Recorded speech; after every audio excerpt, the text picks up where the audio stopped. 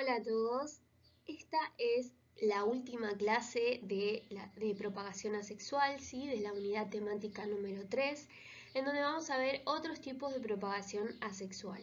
Hasta ahora hemos visto las generalidades de la propagación asexual, también llamada agámica o vegetativa. Hemos visto esquejes, hemos visto acodos e injertos.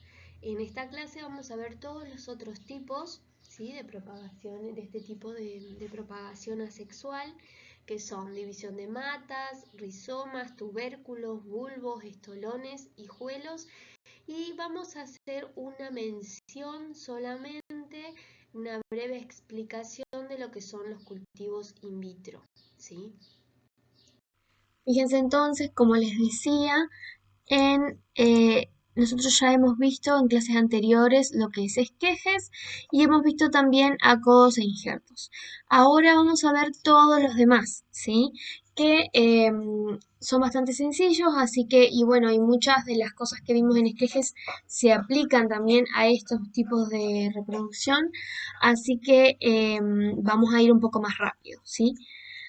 Vamos a ver división de matas, rizomas, tubérculos, bulbos, estolones, hijuelos y algo de cultivos in vitro. Algo para aclarar en esta presentación es que, bueno, a lo mejor se le puede llamar división de matas a una división, por ejemplo, por rizomas, por bulbos, ¿sí?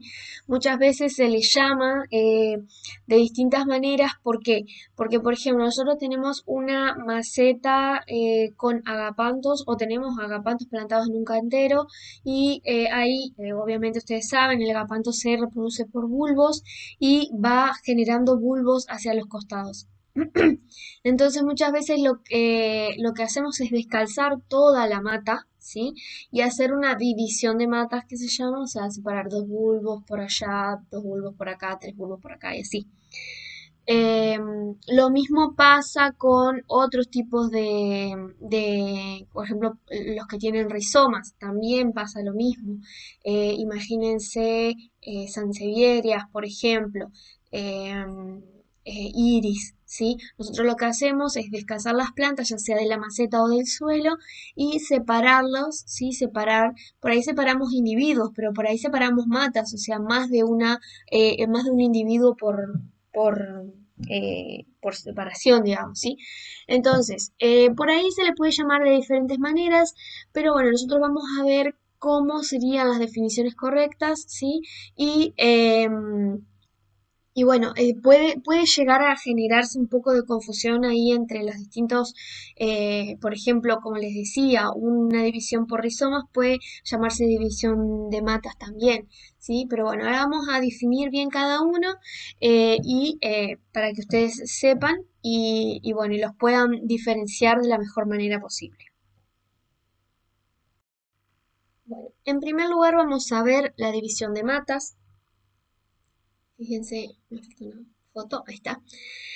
Em, La división de matas se realiza, como les decía recién, en especies que generan un individuo al lado del otro, ¿sí? Muchos individuos uno al lado del otro. Lo que se separa generalmente son individuos completos, ¿sí? Es decir, que tienen su parte aérea y su parte radicular, ¿sí? También tienen su parte radical. Em,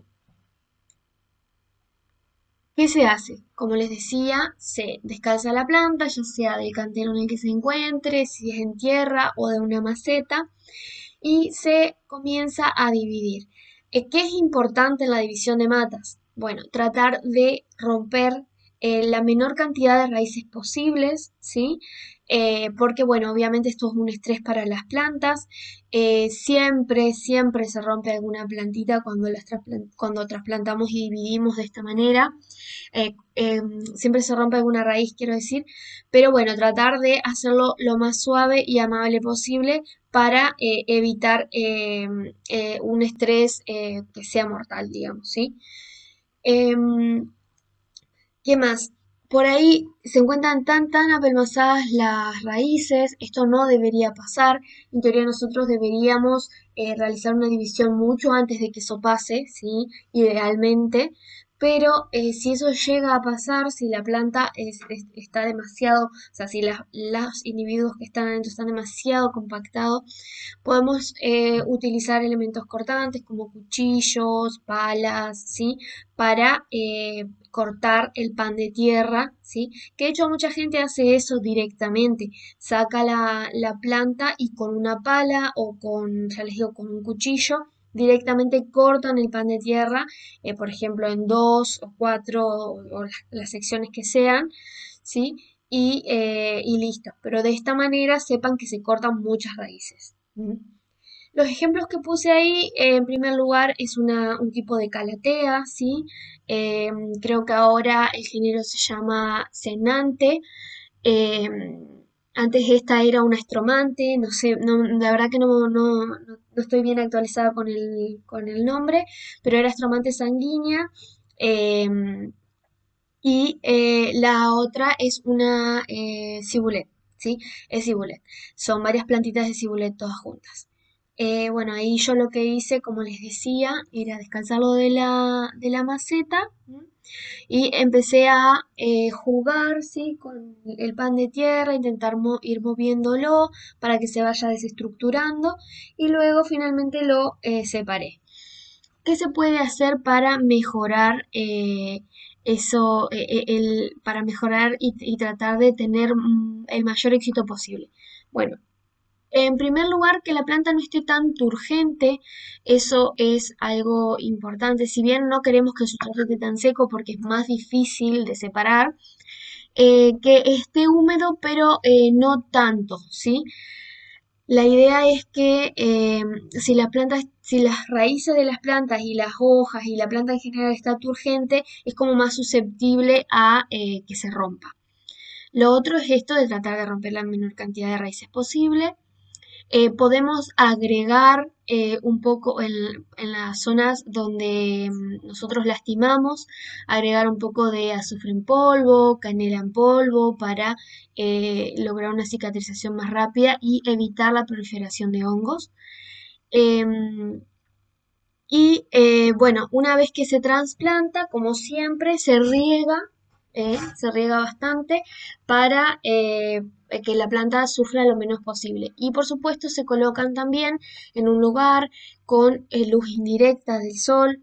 Las calateas son de luz indirecta de todas maneras, pero digo, especies que son de sol, de todas maneras se colocan un tiempo hasta que ya comienzan a generar nuevas raíces y comienzan a instalarse. Imagínense que la cantidad de raíces que tenían sufre una gran reducción, ¿sí? Por la rotura de raíces, porque bueno, muchas quedan en el otro pan y bueno, entonces no tiene suficiente sistema radical para poder tomar agua y bueno, por eso es que se colocan con agua disponible en un buen sustrato, por supuesto, en la sombra, en semisombra.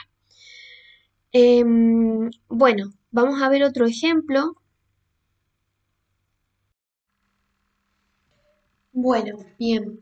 En este caso es otro ejemplo de una gramínea, ¿sí? Este era un Penicetum rupeli.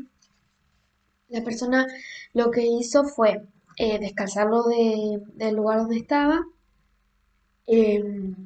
cortó gran parte del pan de raíces que tenía en la planta, es decir, hizo una poda de raíces y también había podado la parte aérea, ¿sí?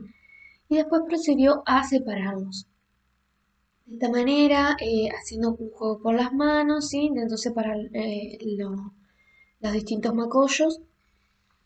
Y bueno, fíjense que deja entre 3, 4, hasta 5 macollos, ¿sí? Para poner en la nueva maceta para que genere una nueva mata, ¿sí? Bueno, la poda que él hizo es una poda bastante drástica, tanto de raíces como de la parte aérea. Esto se hace principalmente en la época invernal, para el Penicetum rupeli, que es la época de reposo. Generalmente en la época desfavorable para la gramínea, como les digo, en el caso del Pesicetum rupeli es en invierno, em, la planta seca toda la parte aérea, entonces generalmente se le realizan podas, ¿m? A la parte aérea para que luego rebrote. Y durante el invierno la planta guarda sus reservas en la base de los macollos, ¿sí? Entonces, bueno, es una manera de hacer la poda de raíces, y la poda aérea es una manera de que se regenere nuevamente todo eso y obtener una planta nueva, rejuvenecida, ¿sí? Una mata nueva, rejuvenecida. No sería una planta porque, bueno, en realidad cada uno de estos son individuos, ¿sí? Em, Esto, bueno, en el caso de las gramíneas, hay varias especies de gramíneas que se reproducen de esta manera. Es bastante común y, bueno, ya les digo, va acompañado generalmente de una poda, dependiendo de la época en la que nos encontremos, ¿no es cierto? Siempre y cuando sea la época de reposo de la planta. Y bueno, las podas siempre generan, tanto de raíces como de parte aérea, siempre generan un estrés. Entonces hay que tener en cuenta esto, hay que darle a la planta las condiciones necesarias para que se recupere después de esto. Y es importante que tratemos de estresar lo menos posible la planta, ¿sí? Poner un buen sustrato, tratar de que si nosotros hacemos esta poda drástica que además va acompañada de un trasplante, la coloquemos o bien en el lugar donde estaba, que ya está acostumbrada a estar ahí y es un ambiente ya al que está aclimatada, o bien ponerla en un lugar de semisombra, al inicio hasta que rebrote, ¿sí? Para evitar la deshidratación, para evitar, ¿no es cierto?, que la planta se estrese más todavía, evitar condiciones extremas sería también. Y bueno, eso en cuanto a división de matas. Entonces, bueno, ahora vamos a ver los rizomas. Los rizomas son tallos engrosados, ¿sí? Modificados, engrosados, que van por debajo del suelo, es decir, son subterráneos, crecen de manera horizontal, como en el caso de esta foto. Perdón, no es una foto, es un dibujo. Eh, Crecen debajo de la superficie del suelo de manera horizontal y va, o sea, obviamente como al ser un tallo engrosado, guarda nutrientes y agua, y van generando hacia arriba la parte aérea y hacia abajo raíces adventicias, porque al ser raíces que se generan en un tallo, son raíces adventicias. Esta es una foto, sí, en este caso también de lirios, estos son lirios, em, de un rizoma de un lirio con, fíjense, vástagos aéreos acá en esta zona y acá el rizoma solo. Nosotros podemos reproducirlo al rizoma con vástagos aéreos, es decir, cortarlo acá, por ejemplo, plantar esta parte de acá, ¿sí? Todo esto, y generar una nueva mata, o bien podemos también plantar el rizoma solamente, sin parte aérea. Este, como les decía, tiene reservas, tiene reservas de agua y nutrientes, entonces va a brotar por las yemas que tiene, porque recuerden que es un tallo, en las yemas que tiene va a brotar hacia arriba la parte aérea, si nosotros lo plantamos. Em, Fíjense en esta foto, como les decía, el rizoma es subterráneo. Pero bueno, hay situaciones en las que se pueden ver de esta manera. En realidad lo deseable es que esté por debajo de la superficie del suelo. Pero bueno, por ahí puede ser que acá el sustrato se haya lavado o que se hayan plantado muy superficialmente. Los rizomas pueden ser definidos, como es el caso de esta sansevieria, o indefinidos, como el caso de esta gramínea. Fíjense, tiene un rizoma que se genera, bueno, en este video que está acá, ¿no es cierto? Genera un rizoma lateral que el ápice de este rizoma en algún momento sube por encima de la superficie del suelo y genera, ¿sí? Ese ápice genera un nuevo individuo, una parte aérea y raíces hacia abajo. Y luego de ese individuo se vuelve a generar otro rizoma cuyo ápice también pasa a la superficie del suelo y genera un nuevo individuo. Fíjense cómo acá hay dos rizomas nuevos que salen de este, ¿m?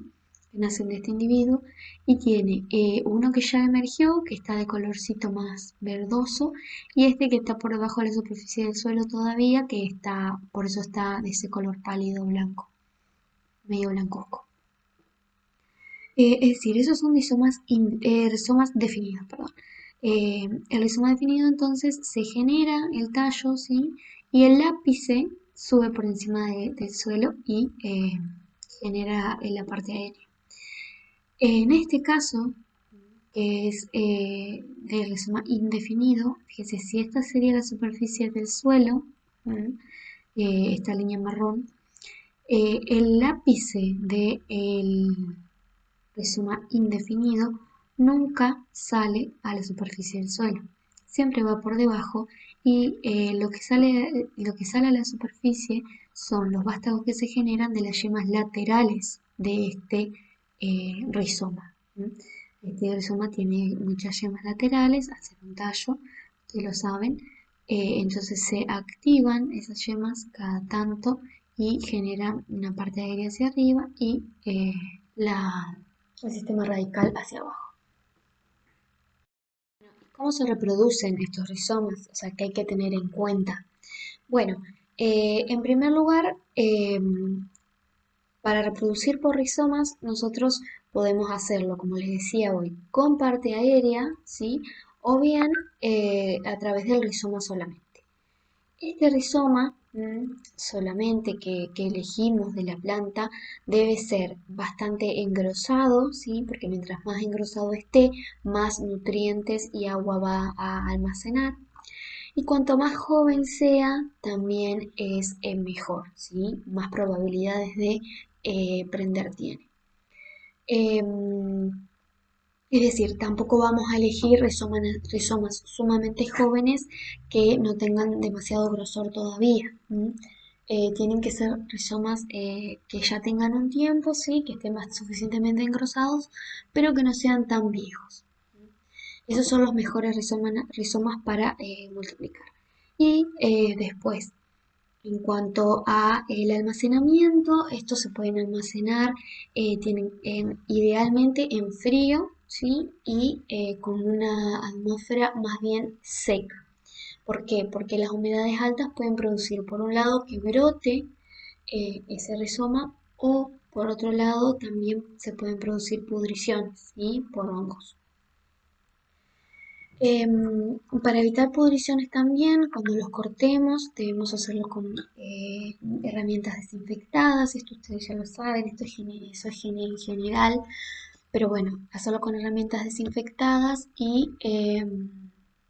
luego colocar algún cicatrizante, que puede ser azufre en polvo, por ejemplo, para, y a la vez es inhibidor de la proliferación de hongos, ¿sí? Para evitar pudriciones. Ustedes tengan en cuenta cuando nosotros realizamos el corte en el rizoma, es una herida que es entrada para patógenos, ¿no es cierto?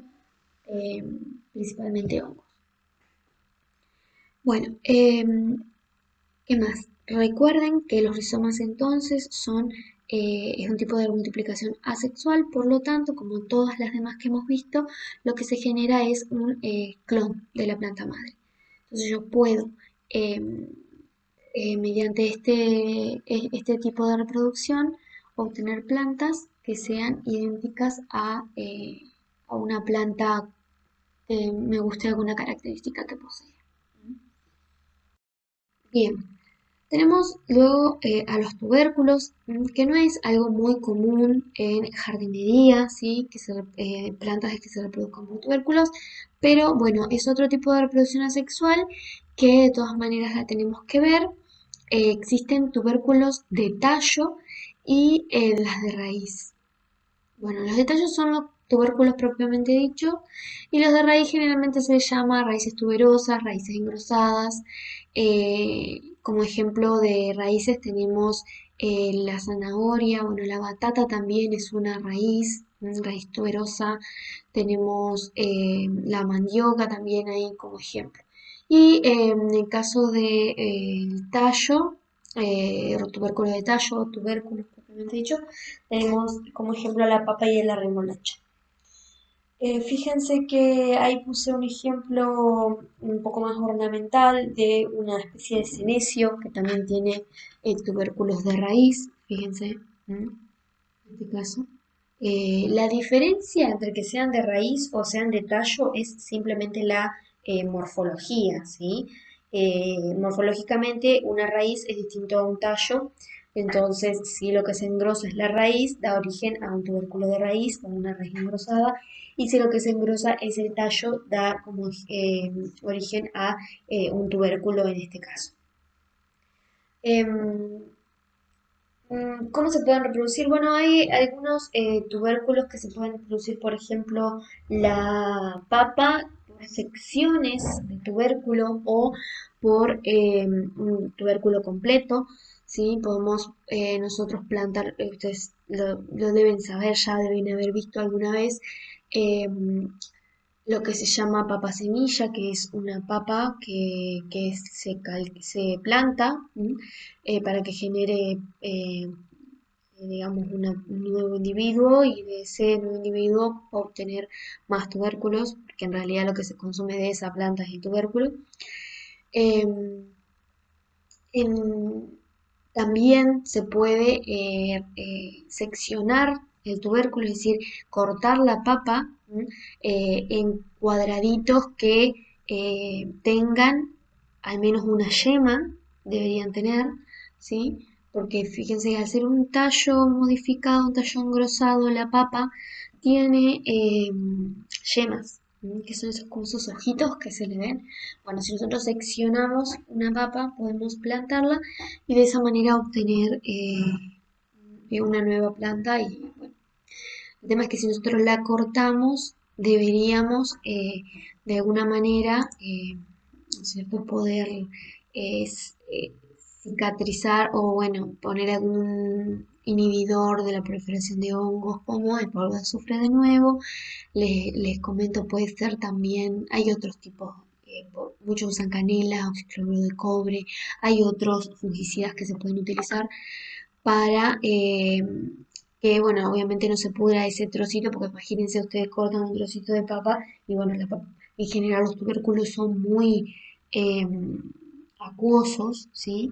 Despiden bastante agua, guardan agua y nutrientes, entonces habría que tratar de sanar esa herida lo más rápido posible y evitar la proliferación de hongos.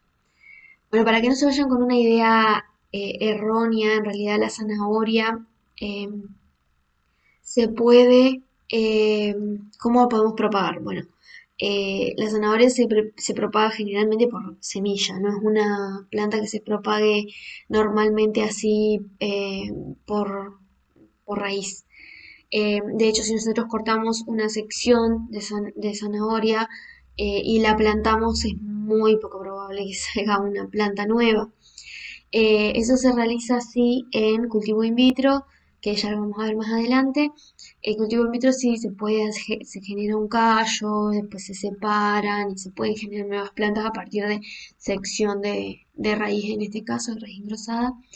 Yo sé que hay gente que la corta, utiliza parte de la raíz y planta el pedacito que queda, que está unido a la parte aérea, digamos, y sé que han obtenido otra planta nueva, pero en realidad lo que estamos haciendo nosotros es aprovechar parte de la raíz y el mismo individuo lo estamos volviendo a plantar para que vuelva a generar eh, digamos, otra planta. No para que genere otra planta distinta, sino es la misma planta que estamos volviendo a plantar para que crezca de nuevo. A eso voy. Y bueno, esto en cuanto a tubérculos no es muy importante en jardinería, pero bueno, se pueden encontrar obviamente con alguna planta que tenga tubérculos para propagar y bueno, esas cositas hay que tener en cuenta y de esa manera se realiza. Bueno, algo que me estaba olvidando de decirles y que quizá a alguien le quede la duda es cuál es la diferencia entre un rizoma y un tubérculo de tallo, porque los dos son eh, raíces engrosadas, perdón, los dos son tallos engrosados que guardan nutrientes y agua y que se pueden utilizar para reproducir vegetativamente las plantas. Pero tengan en cuenta que en un rizoma, la función principal del rizoma, de acuerdo a su morfología y a la forma de crecimiento que tiene, que es de manera horizontal, por debajo de la superficie del suelo, eh, es generar nuevos individuos de manera vegetativa hacia los laterales de la planta. Esa es la función principal de un rizoma.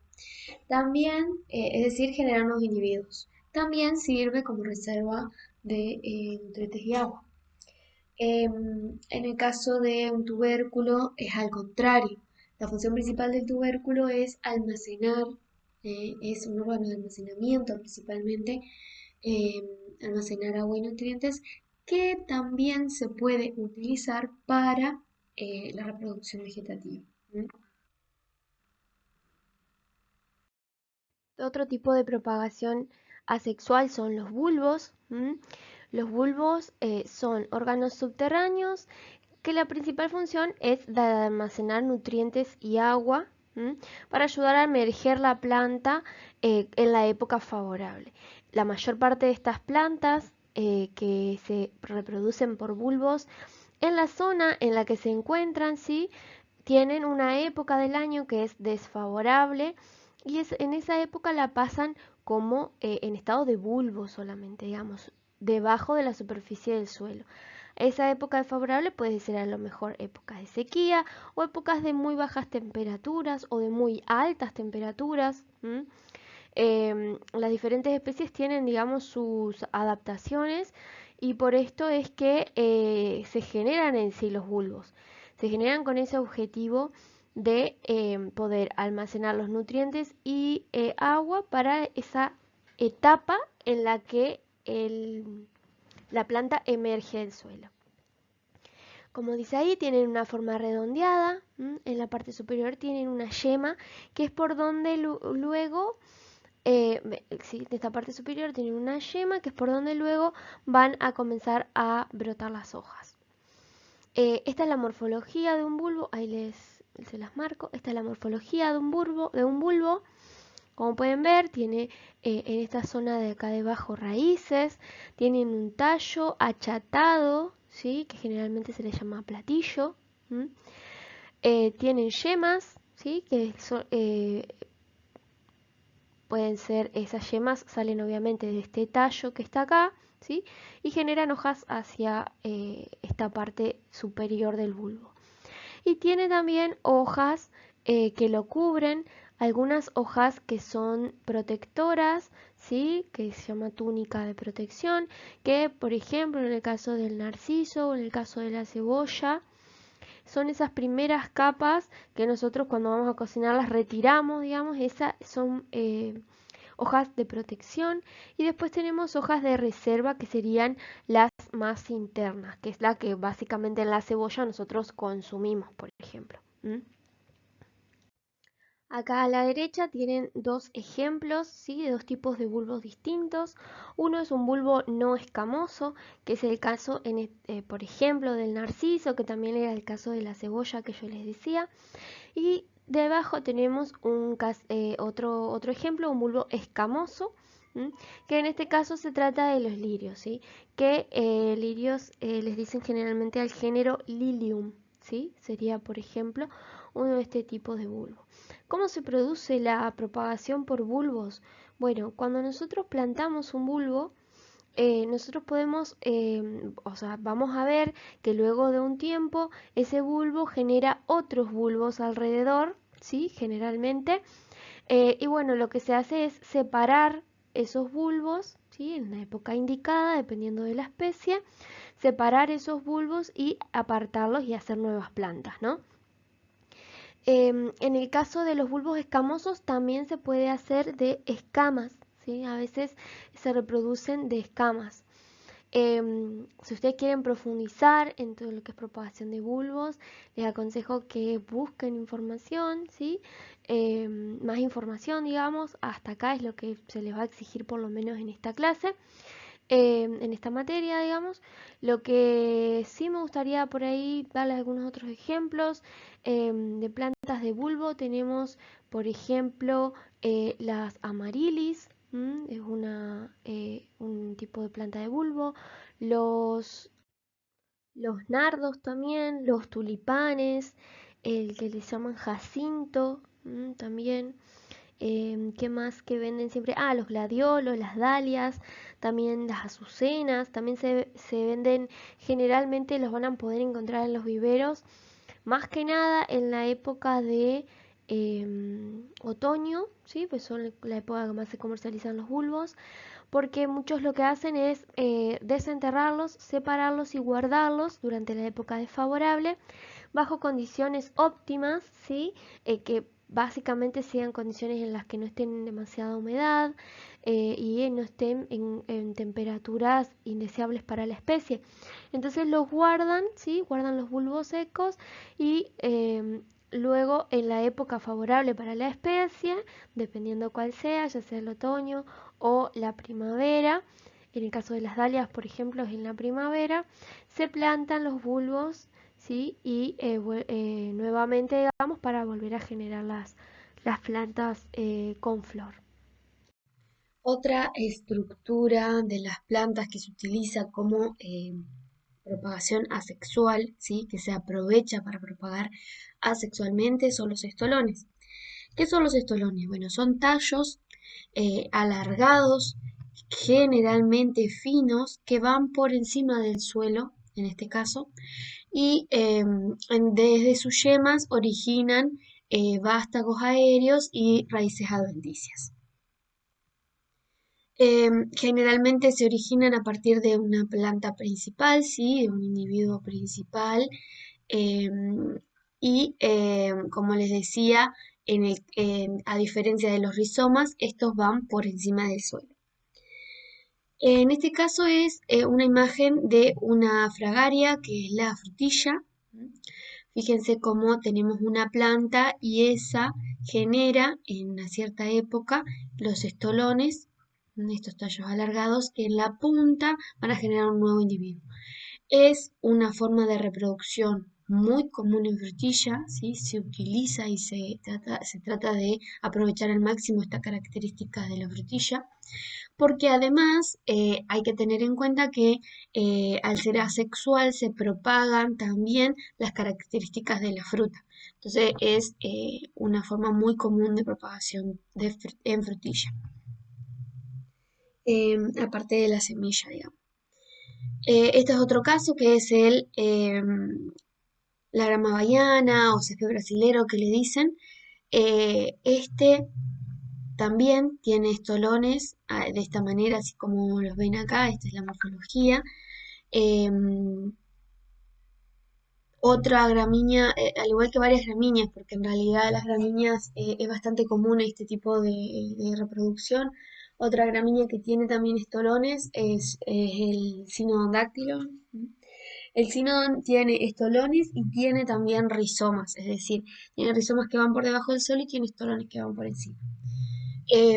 Esto lo hace bastante resistente al desmalezado. Hay lugares de los jardines donde nosotros a veces no lo queremos tener o hay veces que, bueno, sí, eso, entonces queremos sacarlo y es difícil debido a estos dos tipos combinados de reproducción asexual que tiene.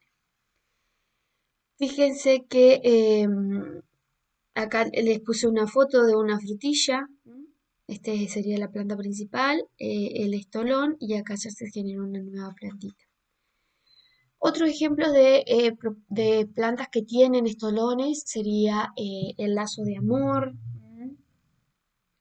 Tenemos también el estragón, la menta, algunos tréboles también tienen este tipo de estructura que, bueno, como les digo, se puede aprovechar para reproducir las plantas de manera asexual. Lo único que se debe hacer es cortar el estolón, ¿m? Y plantar aparte, ¿sí? La planta principal de los, las demás individuos. Bien. Solamente nos quedan hijuelos y después vamos a ver alguito de cultivo in vitro. Así que, bueno, ya estamos terminando. Los hijuelos se producen, sí, en la planta madre, ya sea alrededor de la planta madre, en la terminación de las hojas, en diferentes partes de la planta, sí. Si nosotros los separamos, esos hijuelos de la planta madre, podemos reproducirla asexualmente, ¿sí? Se genera un nuevo individuo. Em, Como dice ahí, en realidad los hijuelos no son más que vástagos, ¿m? Que tienen la capacidad de generar raíces si nosotros los sacamos de la planta madre. En el primer caso es una suculenta que se llama Orostachys japonica. Fíjense que ella genera alrededor, todos los hijuelos, o sea, vástagos que se pueden separar y generar nuevos individuos. Fíjense cómo es el vástago que nosotros sacamos. Esto estaba unido al tronco principal de la planta madre, ¿sí? Si nosotros, mire cuánto genera, un montón. Nosotros sacamos este vástago y lo plantamos, o este hijuelo, y lo plantamos en otro sustrato, genera raíces y forma un nuevo individuo.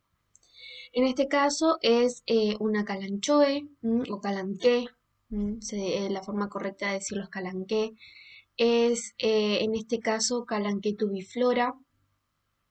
Tiene las tiene las hojas más bien cilíndricas, y los hijuelos se generan en las hojas, en la terminación de las hojas, acá, en esta zona.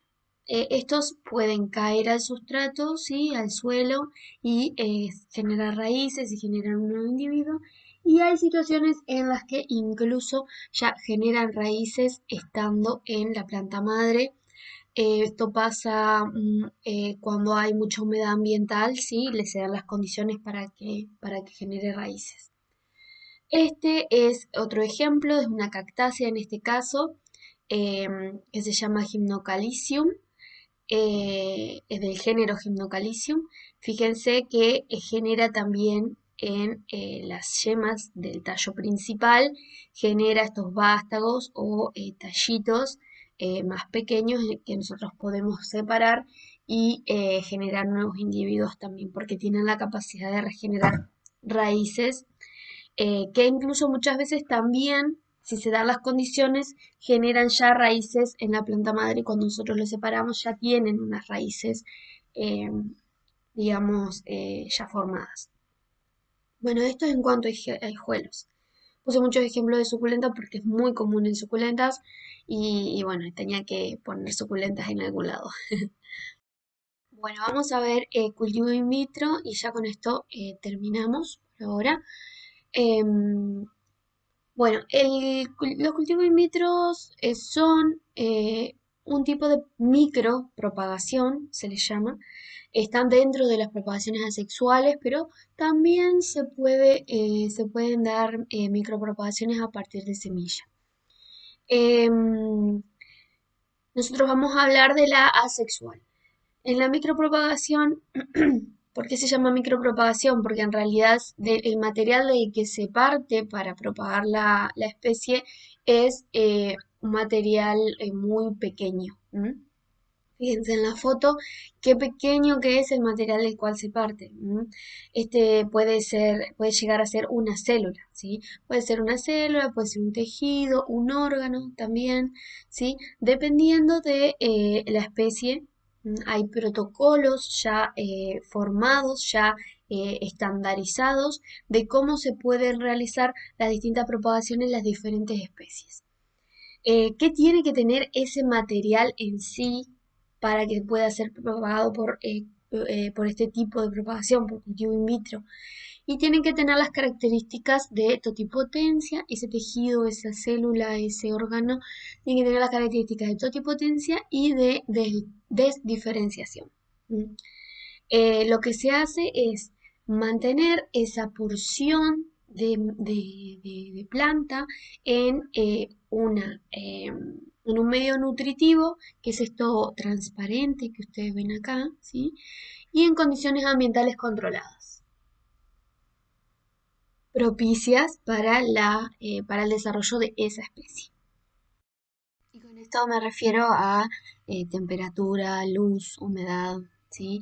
Y el medio de cultivo también tiene, que es esa sustancia que ustedes ven ahí, generalmente gelatinosa, tiene también los nutrientes, un balance de nutrientes apropiado para la especie, un pH apropiado y etcétera. Está todo sumamente cuidado. Algo que me había olvidado de decirles también es que todo esto se hace en condiciones de asepsia, ¿sí? Que quiere decir que se desinfecta todo el material, tanto la planta como todas las herramientas, todos los contenedores, el medio de cultivo que se utiliza, todo se hace en condiciones de asepsia. Bueno, en este esquema podemos ver el explante, que no es más que esa porción vegetal que yo les decía que se extraía de la planta madre para que tenía que tener totipotencia de diferenciación y podía ser una célula, órgano, tejido para reproducirlo, ¿no es cierto? Tenemos el explante y las dos vías por las cuales se llega finalmente a un nuevo individuo. El explante puede, por organogénesis directa, formar directamente, ¿sí? Primero, bueno, hay una etapa intermedia, pero luego se genera directamente el individuo nuevo. O bien, por organogénesis indirecta, nosotros podemos primero puede llegar, dependiendo esto de la especie y de las condiciones en las que se lo ponga, puede generar primero un callo, que no es más que un tejido meristemático, ¿sí? Que comienza a dividirse, ¿sí? Eh, a partir de ahí ese callo se secciona y se llega eh, al individuo nuevo, es decir, indirectamente, mediante la formación primero de un callo. Bueno, en este esquema tenemos ahora sí el paso a paso de cómo se realizan un cultivo in vitro. En primer lugar tenemos la planta madre, ¿sí? Lo que se hace es una selección, ¿sí? De la planta madre, ¿m? Y de el material que nosotros vamos a utilizar, es decir, de qué parte de la planta madre vamos a extraer el explante. Y se realiza, por supuesto, una desinfección de ese material para poder empezar con el cultivo in vitro. Ese explante se coloca en un medio de cultivo con las condiciones propicias, ¿sí? En este caso está simbolizado con un tubo de ensayo. Se coloca en el medio de cultivo y acá en esta etapa que dice in vitro, se hacen sucesivos repiques, se va cambiando el explante de contenedor y de medio de cultivo también. Cuando el medio de cultivo va agotándose en nutrientes, se va cambiando, ¿sí? Se va trasplantando, haciendo un repique. Y a la vez el medio de cultivo en el que se pone puede ir cambiando también dependiendo de los requerimientos que tiene el explante. Después, que sería la etapa de multiplicación de brotes, y luego se hace una etapa de enraizamiento, que acá sí cambia ya el medio de cultivo en el que lo colocamos. Bueno, otra cosa que va a cambiar acá también es el tamaño del contenedor. Al principio el tamaño del contenedor no tiene que ser muy grande porque el explante es chico, pero después va aumentando en tamaño y necesitando más espacio. Una vez que se realiza el enraizamiento, la planta ya generó raíces. La última etapa es una etapa de aclimatación. Esta etapa es muy importante también porque nosotros no podemos sacar de condiciones de asepsia, de condiciones óptimas de humedad, temperatura, luz a una planta y ponerla directamente eh, no sé, en el lugar definitivo donde va a quedar, ¿sí? Hay que hacer una aclimatación progresiva al medio donde la vamos a dejar para que la planta no se estrese tanto, ¿sí? Esto ustedes ya lo saben. Bien, bien. Bueno, acá hay un ejemplo, ¿sí? De un cultivo in vitro realizado. Em, es- Esta foto es de la cátedra de fisiología de la facultad, ¿sí? Y los ejemplos que voy a mostrar posteriormente también, ellos han realizado esto en varias oportunidades, e incluso había todo un proyecto de cultivo in vitro de orquídeas nativas, así que, bueno para darles crédito, digamos, de las fotos y de esta información también. Em, Fíjense que la primera foto aparecen ápices meristemáticos, ¿m? Que fíjense qué chiquito que es el material, bueno, se coloca, como les decía, en este medio de cultivo, que generalmente está hecho a base de agar-agar. Luego fíjense cómo en la figura 2 hay una etapa de multiplicación, ¿m? Ahí se multiplican los brotes, ¿m? Y se va cambiando de contenedor, bueno, ahí se sacó, fíjense cuántos brotes que genera, y luego tenemos por último una etapa de enraizamiento que si ustedes ven también van a ver que el color del medio cultivo también cambia. Eso está relacionado principalmente a que el medio de cultivo tiene otra composición. Bien, bueno, quería hablarles algunas ventajas y desventajas de este tipo de cultivo. Como ventaja podemos decir en primer lugar que bueno, la producción y almacenamiento de las plantas, en este caso, se pueden realizar en espacios reducidos. ¿M? No necesitamos demasiado espacio para propagar plantas. Podemos decir que también que se pueden obtener plantas en cualquier época del año, eso es una ventaja también. Después tenemos que la producción de plantas es libre de virus, enfermedades y plagas, por todo esto que yo les decía, que las condiciones están tan controladas y que se hace todo en condición de asepsia. Entonces podemos decir que las plantas que se generan a partir de cultivo in vitro son plantas libres de plagas, de enfermedades, de virus. Esto es una muy buena herramienta para mejoramiento genético, ¿sí? Porque nos aseguramos que las plantas que estamos propagando, perdón, no tienen virus, enfermedades y plagas. Em, o cuando, por ejemplo, ataca alguna enfermedad que es difícil de controlar, que generalmente es letal para las plantas y eso también se puede utilizar en ese caso, como es el caso del HLB en cítricos, por ejemplo.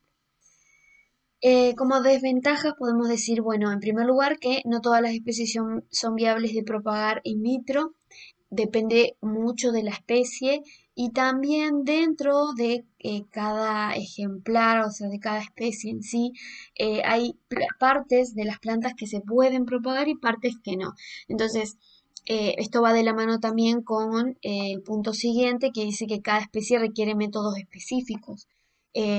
Por esto mismo de que no todas las partes de las plantas pueden llegar a propagarse in vitro y bueno, hay que tener esto en cuenta, ¿no es cierto? Que también hay protocolos específicos para cada especie y bueno, eso es bastante engorroso y podría citarse como una desventaja. Y por último, bueno, la estandarización de protocolos resulta costosa cuando nosotros queremos realizar un protocolo para alguna especie que todavía no esté realizado, es bastante costoso. En sí todo el método es bastante costoso, hay que tener la infraestructura, las herramientas y todos los elementos necesarios para llevarla a cabo y bueno, es bastante costoso, sí. Bueno, bien, quería mostrarle dos ejemplos. En primer lugar, tenemos este de menta. Estas fotos también son de la cátedra de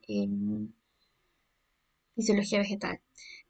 Fíjense cómo lo que extraen es un segmento de tallo con un nudo.